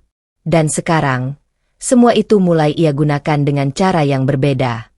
Di ruang kantor sederhana itu, Nadira duduk bersama Andre dan Dimas. Andre membuka laporan kecil. Ada 2 klien yang mulai pindah, katanya. Nadira tidak terlihat terkejut. Kenapa mereka pindah? Tanya Dimas. Andre menatap Nadira. Karena penawaran kita lebih jelas, lebih stabil, dan lebih transparan. Nadira mengangguk pelan. Bukan karena kita lebih besar, katanya tenang, tapi karena kita lebih rapi. Langkah pertama bukan serangan langsung, tapi pendekatan. Nadira mulai menghubungi klien-klien kecil yang dulu pernah bekerja dengan Raka, bukan dengan janji besar, tapi dengan sistem yang lebih masuk akal. Ia tidak pernah menjelekkan Raka, tidak pernah menyebut nama Selina. Ia hanya menunjukkan satu hal, cara yang lebih aman. Satu persatu, perubahan mulai terlihat. Klien kecil mulai beralih. Beberapa kerjasama tidak diperpanjang. Dan beberapa proyek mulai ditinjau ulang. Tidak terlihat seperti kehancuran, tapi seperti pergeseran perlahan. Di sisi lain, Raka mulai merasakannya. Di ruang meeting, ia menerima kabar yang sama berulang kali. Klien itu mundur. Kontrak ini tidak diperpanjang. Penawaran mereka lebih kompetitif. Awalnya ia menganggap itu hal biasa, fluktuasi bisnis. Namun lama-lama, pola itu terlalu jelas untuk diabaikan. Siapa yang mulai ganggu kita? Suara Raka terdengar tajam di ruang rapat. Tidak ada yang langsung menjawab. Sampai salah satu rekannya berkata pelan. Perusahaan baru itu, Nadira Group. Ruangan langsung hening. Nama itu jatuh begitu saja. Tanpa peringatan. Tanpa belas kasihan. Raka mengernyit. Nadira? Ulangnya pelan. Ada sesuatu di matanya yang berubah. Bukan sekadar marah. Tapi tidak siap. Di tempat lain, Nadira sedang membaca laporan yang sama. Andre duduk di depannya. Raka mulai sadar, kata Andre. Nadira tidak langsung menjawab. Ia hanya menutup dokumen itu pelan. Aku nggak menyerang dia, katanya akhirnya. Dimas menatapnya. Lalu ini apa? Nadira menatap lurus ke depan. Ini hanya pasar. Hening. Kalimat itu terdengar sederhana. Tapi di balik kesederhanaannya, ada sesuatu yang jauh lebih dalam. Malam itu, Nadira berdiri di depan jendela kecil kantornya. Lampu kota terlihat jauh. Tangannya memegang secangkir teh hangat. Tidak ada senyum. Tidak ada kemarahan. Hanya ketenangan yang perlahan berubah menjadi kekuatan. Ia tidak lagi mengejar pengakuan.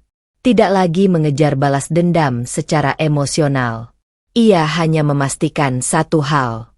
Bahwa apa yang dulu dibangun tanpa dirinya diakui, kini tidak lagi bisa berdiri tanpa tantangan. Di sisi lain kota, Raka duduk sendirian di ruang kerjanya. Dokumen berserakan di meja. Nama Nadira terus muncul di kepalanya. Bukan sebagai masa lalu, tapi sebagai ancaman yang perlahan menjadi nyata. Dan untuk pertama kalinya sejak semuanya dimulai, ia mulai bertanya dalam diam. Seberapa besar aku meremehkannya dulu? Kejatuhan bertahap. Kejatuhan tidak selalu datang dengan suara keras. Kadang ia datang pelan, rapi, dan hampir tidak terlihat sampai semuanya sudah terlambat. Dan itulah yang mulai terjadi pada bisnis Raka. Di ruang kantor yang dulu terasa sibuk dan penuh percaya diri, suasana kini berbeda. Telepon yang biasanya berdering tanpa henti mulai lebih sering diam. Email masuk bukan lagi kabar baik, melainkan revisi, penundaan, atau pembatalan kerjasama. Raka duduk di kursinya, menatap layar laptop tanpa benar-benar fokus. Angka-angka di sana tidak lagi menyenangkan untuk dilihat. Mereka turun. Pelan. Tapi konsisten. Marin kita turun lagi, kata salah satu stafnya hati-hati. Raka tidak langsung menjawab. Ia hanya menarik napas panjang, lalu menutup laptopnya. Aku tahu. Jawabnya singkat. Tapi nada suaranya tidak setegas dulu. Yang paling mengganggu bukan hanya angka, tapi perubahan sikap orang-orang di sekitarnya. Termasuk Kevin. Kevin yang dulu selalu duduk di meja rapat dengan senyum lebar, berbicara tentang peluang, ekspansi, dan keuntungan cepat, kini mulai jarang muncul.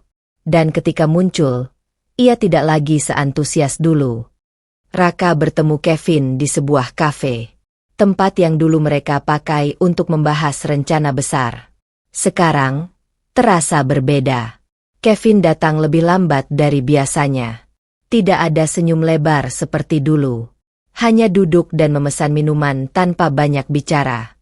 Gimana proyek yang kemarin? Tanya Raka langsung. Kevin mengangkat bahu kecil.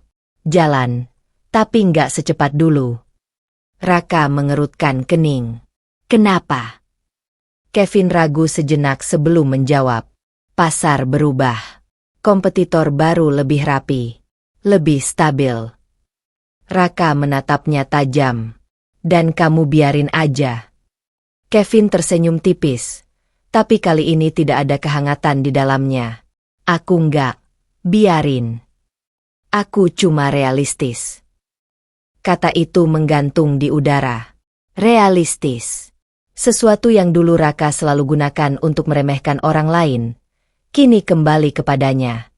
Beberapa hari kemudian, situasi semakin jelas. Kevin mulai mengurangi keterlibatan. Tidak lagi ikut rapat penting. Tidak lagi mengambil risiko besar. Dan yang paling terasa, tidak lagi berdiri di sisi Raka seperti dulu. Dia mulai mundur, kata salah satu staf. Raka diam. Apa dia keluar? Tanya staf lain. Raka tidak langsung menjawab. Karena sebenarnya, ia sudah merasakannya lebih dulu. Kevin tidak benar-benar pergi. Tapi dia sudah tidak lagi berada di dalam permainan yang sama. Malam itu, Raka duduk sendiri di kantor. Lampu hanya menyala sebagian. Ia membuka kembali laporan-laporan lama. Semua terlihat berbeda sekarang. Bukan karena angka-angkanya berubah, tapi karena cara ia melihatnya sudah tidak sama lagi. Di luar, Selina muncul di pintu. "Kamu masih di sini?" tanyanya datar. Raka tidak menoleh. Masalahnya belum selesai. Selina mendekat, melihat layar di meja. "Ini makin parah," katanya. Raka menghela napas. "Aku tahu." Selina menatapnya lama. "Dan kamu masih belum tahu siapa yang main di belakang ini?" Raka terdiam. Nama itu kembali muncul di pikirannya. Nadira. Sementara itu, di sisi lain kota, Nadira duduk di ruang kantornya yang sederhana. Tidak ada perayaan. Tidak ada senyum kemenangan. Hanya laporan kecil yang menunjukkan satu hal. Pergeseran pasar mulai terlihat jelas. Andre berdiri di dekatnya. "Kamu sadarkan ini sudah mulai kelihatan," katanya. Nadira mengangguk pelan. "Iya." Dimas menambahkan, Raka dan timnya mulai goyah. Nadira menutup map di depannya. "Bukan goyah," katanya tenang. "Mereka cuma mulai kehilangan kendali." "Hening." Andre menatapnya. "Kamu masih bisa berhenti kalau mau," katanya pelan. Nadira diam beberapa detik, lalu menggeleng. "Aku nggak lagi di tahap ingin berhenti," jawabnya. Matanya menatap ke depan. Tenang, tapi tajam. "Aku di tahap memastikan semuanya berjalan sampai akhir." Di malam yang sama, dua dunia berjalan berlawanan arah. Satu mulai runtuh, pelan tapi pasti. Satu lagi mulai menguat, diam-diam tapi stabil. Dan di antara keduanya, nama yang sama terus bergema tanpa pernah mereka ucapkan secara langsung. Nadira. Panik dan ketakutan. Raka akhirnya berhenti menganggap semua ini sebagai kebetulan. Karena terlalu banyak hal yang runtuh di waktu yang hampir bersamaan. Dan semuanya mengarah pada satu pola yang tidak bisa lagi ia abaikan. Pagi itu, ia duduk di ruang kantornya lebih lama dari biasanya. Tidak ada rapat, tidak ada jadwal penting. Hanya sunyi yang terasa semakin menekan. Di mejanya, laporan terbaru terbuka. Angka-angka itu kembali turun. Bukan drastis, tapi cukup konsisten untuk membuatnya tidak bisa lagi berpura-pura tenang. Pintu terbuka. Salah satu staf masuk dengan ragu. "Pak, ada klien besar yang cancel kontrak." Raka langsung menatapnya. "Alasannya?" Staf itu menelan ludah. Mereka bilang, pindah ke penyedia lain yang lebih stabil. Raka mengepalkan tangan di bawah meja. "Siapa?" Staf itu ragu sejenak. "Nadira Group." Nama itu tidak lagi asing. Tapi hari itu, terasa berbeda. Seperti sesuatu yang akhirnya menjadi nyata. Raka berdiri tiba-tiba. "Kamu bilang apa?" Staf itu terdiam. "Perusahaan itu mulai ambil banyak klien kita, Pak." Hening. Raka tidak langsung menjawab. Tapi napasnya mulai tidak stabil. Di dalam kepalanya, potongan-potongan mulai tersambung. Cara kerja yang rapi. Langkah yang tidak terburu-buru. Pergerakan pasar yang terlalu terarah untuk disebut kebetulan. Dan satu nama. Nadira. Malam itu, Raka memanggil Kevin. Atau setidaknya mencoba. Panggilannya tidak dijawab. Pesan juga tidak dibalas. Sampai akhirnya, Kevin muncul. Tapi tidak seperti dulu. Tidak di kantor. Tidak di ruang rapat. Di tempat yang lebih netral. Lebih dingin. Gue udah nggak terlalu terlibat lagi di situ, kata Kevin langsung. Raka menatapnya tajam. Maksud lo apa? Kevin menghela napas. Arah bisnis kalian berubah. Dan jujur aja, gue nggak mau ikut tenggelam. Kata, tenggelam, itu membuat Raka diam sejenak. Jadi lo cabut. Suara Raka mulai naik. Kevin mengangkat bahu. Gue cuma pindah posisi. Raka menatapnya lama. Siapa di belakang semua ini? Tanyanya pelan, tapi tegas. Kevin ragu. Lo tahu jawabannya, katanya akhirnya. Raka terdiam. Tapi dalam diam itu, ketakutan mulai muncul.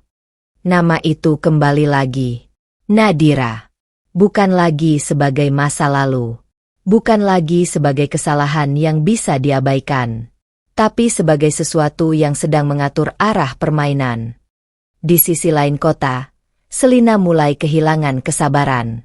Kamu nggak bisa terus diam, katanya pada Raka suatu malam. Raka hanya duduk, menatap layar laptopnya. Aku nggak diam, jawabnya pelan. Selina tertawa kecil. Kamu takut. Kalimat itu membuat Raka menoleh. Aku nggak takut. Selina mendekat. Kalau kamu nggak takut, kamu nggak akan kelihatan kayak orang yang kehilangan kendali. Hening. Untuk pertama kalinya, Raka tidak langsung membalas. Karena dalam dirinya sendiri, ia tahu ada kebenaran di sana. Malam semakin larut. Raka duduk sendiri di ruang kerjanya. Lampu redup. Tangannya memegang laporan yang sama berulang kali, seolah mencari jawaban yang tidak ada. Lalu ia berhenti. Dan untuk pertama kalinya, ia mengucapkannya pelan. Nadira. Bukan dengan emosi, tapi dengan kesadaran yang mulai berubah menjadi ketakutan. Karena sekarang ia mulai memahami satu hal. Ini bukan lagi sekadar persaingan bisnis. Ini adalah sesuatu yang dibangun dengan perhitungan. Tenang, rapi, dan jauh lebih besar dari yang pernah ia bayangkan. Dan yang paling menakutkan bukan kehancurannya, tapi fakta bahwa ia mungkin sudah terlambat menyadarinya. Fakta terbongkar. Pagi itu, tidak ada yang terasa normal bagi Raka. Bukan karena bisnisnya makin jatuh. Bukan juga karena Selina yang semakin sering menyalahkan keadaan. Tapi karena satu hal sederhana, ia tidak lagi bisa mengabaikan nama itu. Nadira. Raka duduk di ruang kerjanya lebih awal dari semua staf. Di mejanya, berkas-berkas baru sudah ditumpuk oleh asistennya semalam. Ini laporan tambahan dari tim analisa pasar, kata asistennya tadi pagi. Ada satu pola yang aneh. Aneh gimana? Tanya Raka saat itu. Perpindahan klien kita tidak acak, Pak. Mereka pindah ke satu arah yang sama. Dan pagi ini, Raka membuka semuanya sendiri. Satu persatu. Laporan keuangan. Data klien yang keluar. Pergerakan penawaran kompetitor. Matanya bergerak cepat. Awalnya ia masih mencari penjelasan logis. Persaingan harga. Kesalahan internal. Pasar yang berubah. Tapi semakin lama ia membaca, semakin tidak ada ruang untuk alasan-alasan itu. Semua jalur mengarah ke satu titik. Satu perusahaan.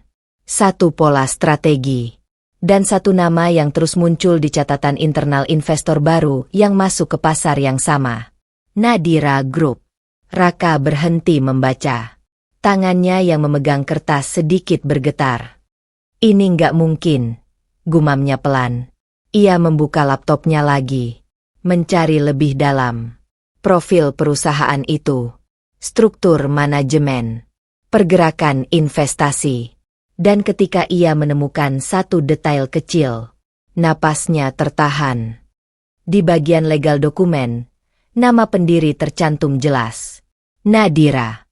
Ruangan itu terasa lebih dingin dari sebelumnya. Raka berdiri tiba-tiba, mendorong kursinya ke belakang. Jadi ini, suaranya serak. Dia. Kalimatnya tidak selesai, karena untuk pertama kalinya, ia tidak punya kata yang cukup untuk menjelaskan apa yang baru saja ia pahami. Selina masuk tanpa mengetuk. "Kamu masih di sini?" tanyanya. Raka tidak menjawab. Selina melirik layar laptop. "Apalagi sekarang?" Raka menggeser layar ke arahnya. "Baca." Selina menatap cepat. Awalnya datar. Lalu perlahan, ekspresinya berubah. Dari acuh menjadi serius. Dan akhirnya, sedikit tidak percaya. "Jadi semua ini..." Selina mengangkat wajahnya. "Nadira." Raka mengangguk pelan. "Dia yang bikin ini semua." Hening. Selina tertawa kecil. Tapi kali ini bukan tawa mengejek. Lebih seperti tawa tidak percaya pada situasi yang terlalu rumit. "Kamu yakin?" tanyanya. Raka menatapnya. "Semua bukti ada di sini." Untuk pertama kalinya, Selina tidak langsung menjawab. Ia duduk di sofa, memproses semuanya. "Kalau itu dia," katanya pelan, "berarti dia nggak main-main." Raka diam. Karena itu bukan lagi sekadar kemungkinan. Itu fakta. Malam itu, Raka tidak pulang cepat seperti biasanya. Ia duduk di ruang kantor yang mulai terasa sempit untuk pikirannya sendiri. Semua potongan kini sudah menyatu. Cara Nadira bergerak. Cara bisnisnya berkembang. Cara klien mereka satu persatu berpindah. Semua terlalu rapi untuk disebut kebetulan. Dan di tengah semua itu, Raka akhirnya mengerti. Nadira bukan lagi wanita yang ia tinggalkan. Bukan lagi orang yang bisa ia remehkan. Dia adalah seseorang yang telah membangun ulang dirinya sendiri. Dan sekarang berdiri di sisi yang berlawanan. Raka menutup matanya sebentar. Untuk pertama kalinya, bukan amarah yang muncul, tapi kesadaran yang jauh lebih berat. "Jadi selama ini," bisiknya, "aku yang direm pelan-pelan." Di luar, kota tetap bergerak seperti biasa.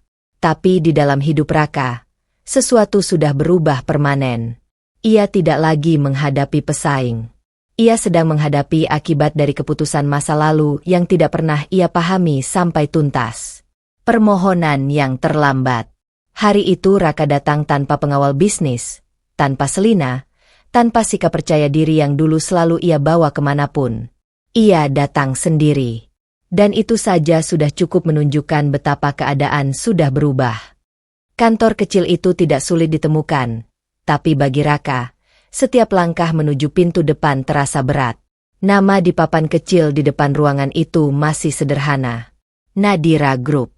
Tidak mewah, tidak berlebihan. Tapi justru itu yang membuatnya terasa lebih nyata. Raka berdiri beberapa detik sebelum mengetuk. Tidak ada jawaban dari dalam. Ia mengetuk lagi. Lebih pelan kali ini. Sampai akhirnya pintu terbuka. Andre muncul. Mata Andre langsung menatap Raka tanpa ekspresi ramah. "Dia ada?" tanya Raka. Andre tidak langsung menjawab. "Kalau kamu datang sebagai klien, buat janji." Raka menghela napas. "Aku bukan datang sebagai klien." Hening singkat. Andre menatapnya lebih lama. Lalu akhirnya membuka pintu sedikit lebih lebar. "Masuk." Raka melangkah masuk. Dan di dalam ruangan itu, Nadira sedang duduk di meja kerjanya. Tidak terburu-buru. Tidak terlihat terkejut. Seolah ia sudah tahu Raka akan datang. Bahkan sebelum ia benar-benar datang. Raka berhenti di ambang ruangan. Untuk pertama kalinya, ia tidak tahu harus memulai dari mana. "Nadira." Suaranya pelan. Nadira tidak langsung menjawab. Ia hanya menutup dokumen di depannya, lalu menatap Raka. Tatapan itu tidak hangat, tidak juga marah. Hanya tenang, terlalu tenang. Aku nggak nyangka kamu datang sendiri, kata Nadira akhirnya. Raka menelan ludah. Aku perlu bicara. Nadira mengangguk kecil. Silakan. Hening. Raka biasanya tidak pernah kesulitan berbicara. Tapi kali ini berbeda.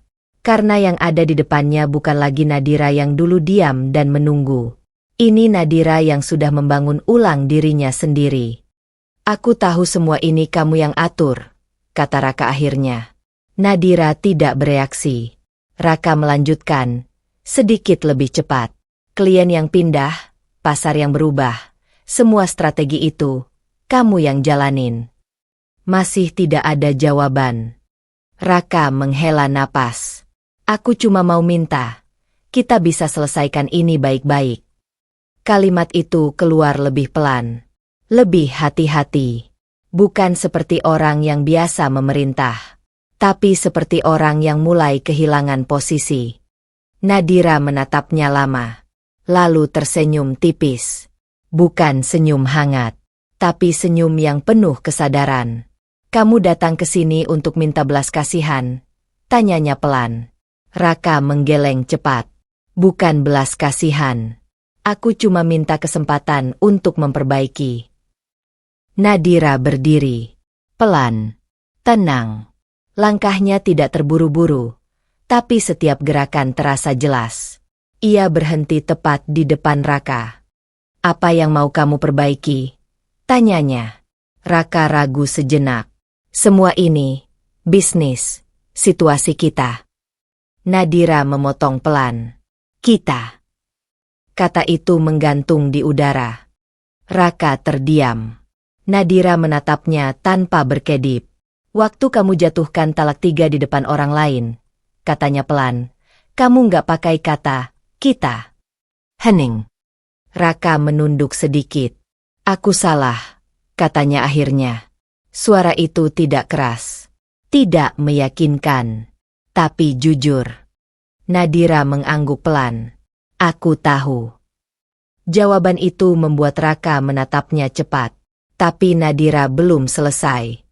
Yang kamu minta sekarang bukan perbaikan, lanjutnya, tapi jalan keluar. Raka terdiam. Untuk pertama kalinya, ia tidak bisa menyangkal. Aku nggak mau menghancurkan kamu, kata Raka cepat. Nadira mengangkat alis sedikit. Kamu sudah melakukannya, jawabnya tenang. Hening lagi. Raka menarik napas panjang. Aku cuma minta, jangan lanjutkan ini. Nadira menatapnya lama, lalu menjawab pelan. Sudah terlambat. Kata itu tidak keras, tidak penuh emosi, tapi justru itulah yang membuatnya terasa final. Raka berdiri diam. Tidak ada lagi kata yang bisa ia keluarkan, karena semua yang ingin ia perbaiki sudah lebih dulu diputuskan oleh waktu. Nadira kembali ke meja kerjanya. Kalau kamu datang sebagai pesaing, katanya tanpa menoleh, aku terima kamu seperti yang lain. Ia berhenti sebentar. Tapi kalau kamu datang sebagai masa lalu. Suaranya sedikit lebih pelan.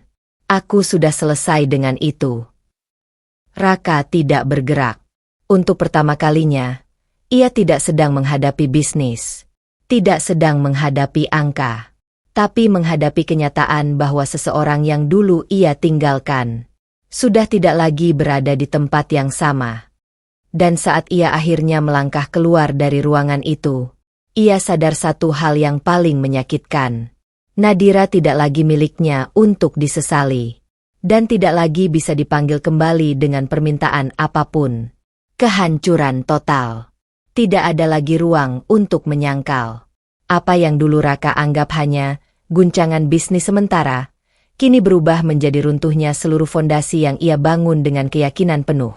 Satu persatu, semuanya jatuh. Pagi itu, kantor Raka tidak lagi seperti kantor. Suasananya sunyi, tapi bukan sunyi yang tenang, melainkan sunyi yang kosong. Beberapa kursi sudah tidak terisi. Meja-meja mulai dibereskan. Dan beberapa staf hanya datang untuk mengambil barang pribadi mereka. Tidak ada lagi rapat besar. Tidak ada lagi strategi ekspansi. Tidak ada lagi percakapan tentang masa depan. Yang tersisa hanya penutupan. Raka duduk di ruang kerjanya. Laptop di depannya terbuka, tapi ia tidak lagi benar-benar melihat layar.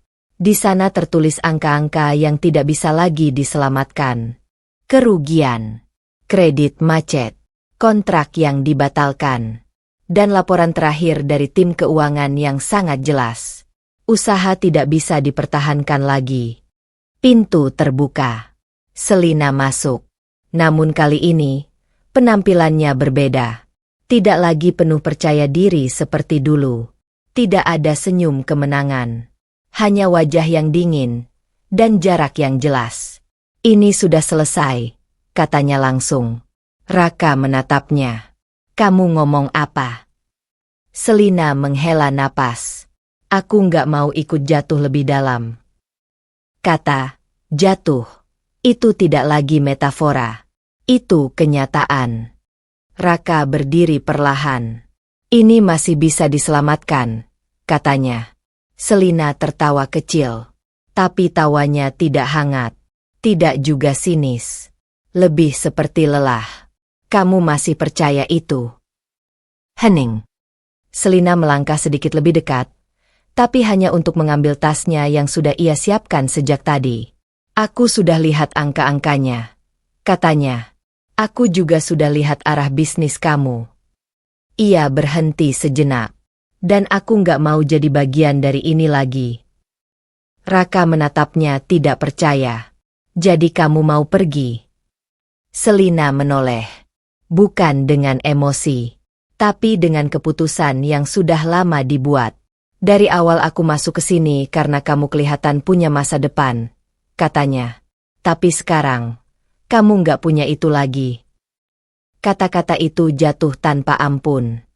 Raka tidak langsung menjawab, karena untuk pertama kalinya, ia tidak punya bantahan yang masuk akal. Selina membuka pintu. Sebelum keluar, ia berhenti sebentar. Kalau kamu mau tahu siapa yang menang sebenarnya, katanya pelan. Bukan aku, bukan kamu. Ia menoleh sedikit, tapi Nadira. Pintu tertutup. Raka berdiri diam di tengah ruangan yang mulai terasa asing. Nama itu lagi, Nadira. Bukan lagi sebagai masa lalu. Bukan lagi sebagai pesaing. Tapi sebagai akhir dari segalanya yang ia kenal. Hari-hari berikutnya berjalan seperti proses yang tidak bisa dihentikan. Kantor resmi ditutup. Aset dilelang. Kontrak terakhir dibatalkan. Dan Raka tidak lagi memiliki posisi apapun yang dulu ia banggakan. Ia berdiri di depan gedung yang dulu menjadi simbol keberhasilannya. Sekarang hanya bangunan kosong yang tidak lagi peduli siapa yang pernah ada di dalamnya. Di seberang kota, Selina sudah tidak lagi bersamanya. Tidak ada perpisahan dramatis.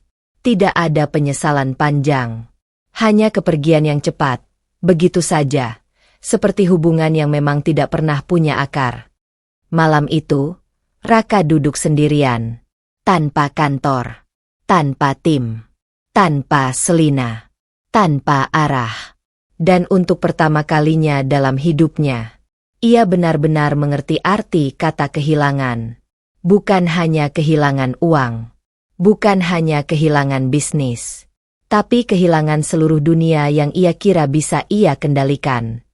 Dan di tengah kehancuran itu, satu nama tetap tinggal di kepalanya. Bukan sebagai kebencian, tapi sebagai kenyataan yang tidak bisa ia ubah.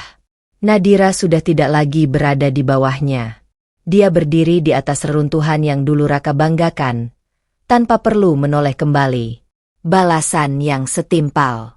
Nadira tidak pernah menyebutnya sebagai balas dendam. Di dalam catatannya, tidak ada satupun kata itu. Yang ada hanya satu istilah sederhana, penyelesaian. Di kantor kecilnya yang kini sudah berkembang menjadi lebih tertata, Nadira duduk di ruang meeting bersama Dimas dan Andre. Di layar depan, grafik pasar terakhir ditampilkan. Pergerakan klien, perpindahan kontrak, dan posisi akhir perusahaan Raka yang kini sudah resmi tidak beroperasi. Semua data itu tidak membuat Nadira tersenyum berlebihan. Tidak ada ekspresi kemenangan yang meledak. Hanya tatapan tenang, seperti seseorang yang memastikan semua berjalan sesuai rencana. Semua target sudah tercapai, kata Dimas.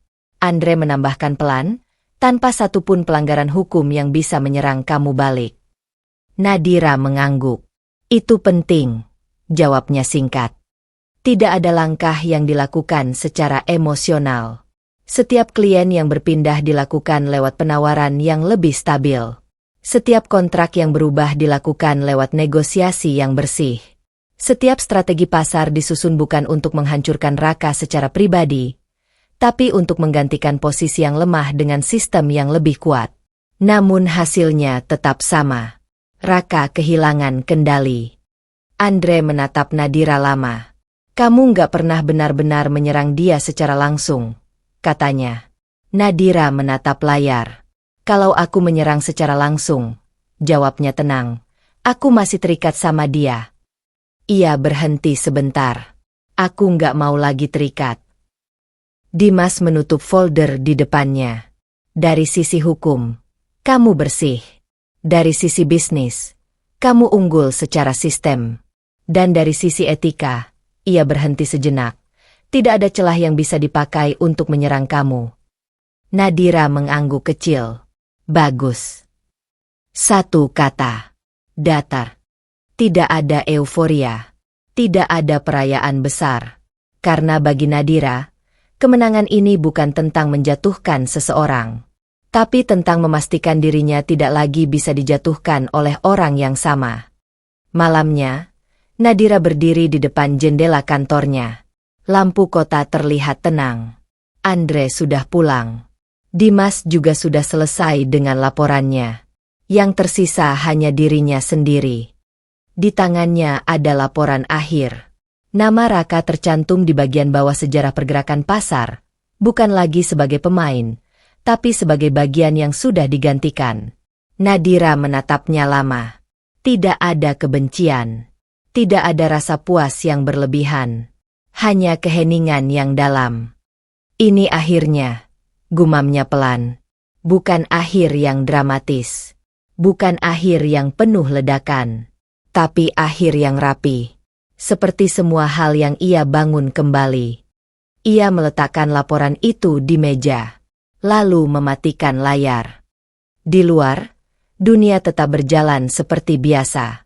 Tapi di dalam hidup Nadira, satu bab besar sudah selesai ditulis. Dan kali ini, ia adalah satu-satunya yang memegang pena sampai akhir. Kehidupan baru.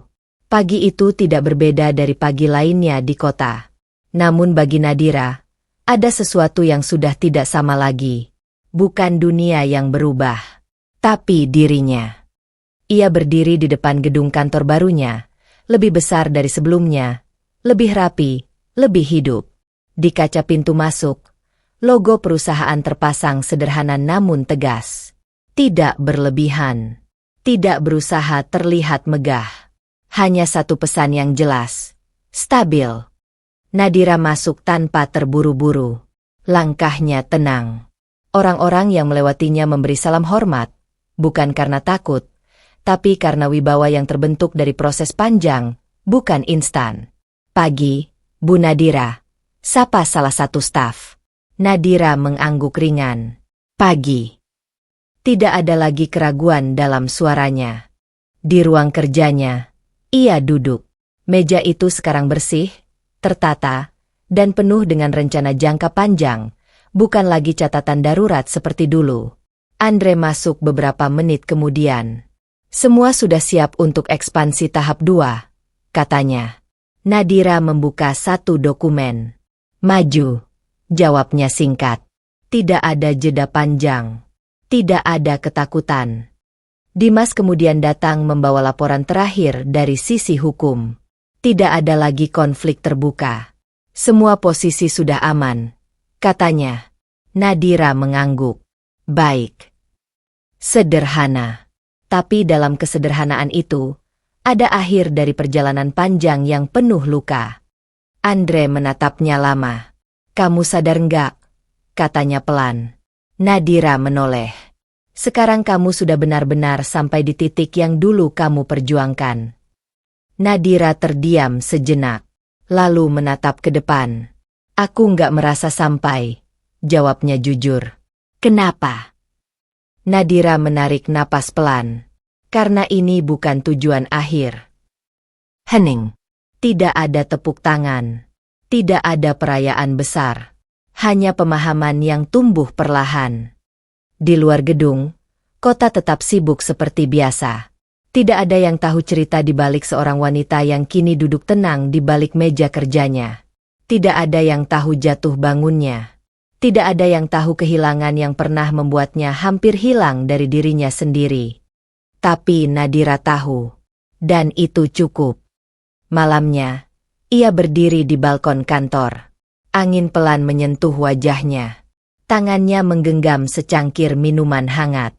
Tidak ada dendam yang tersisa. Tidak ada nama yang masih mengganggu pikirannya. Hanya keheningan yang damai. Ia teringat masa lalu. Bukan dengan sakit. Bukan dengan marah. Tapi sebagai sesuatu yang jauh. Yang pernah membentuk dirinya. Terima kasih. Gumamnya pelan. Bukan untuk Raka. Bukan untuk Selina. Tapi untuk dirinya sendiri yang dulu pernah jatuh. Dan memilih untuk tidak tinggal di sana. Nadira tersenyum kecil. Kali ini bukan senyum kemenangan. Bukan juga senyum pahit. Tapi senyum seseorang yang akhirnya berdamai dengan dirinya sendiri. Dan di malam itu, Nadira tidak lagi dikenal sebagai wanita yang ditinggalkan. Tidak lagi sebagai wanita yang dibalas dendam. Tapi sebagai seseorang yang bangkit sepenuhnya. Utuh, kuat, dan bebas.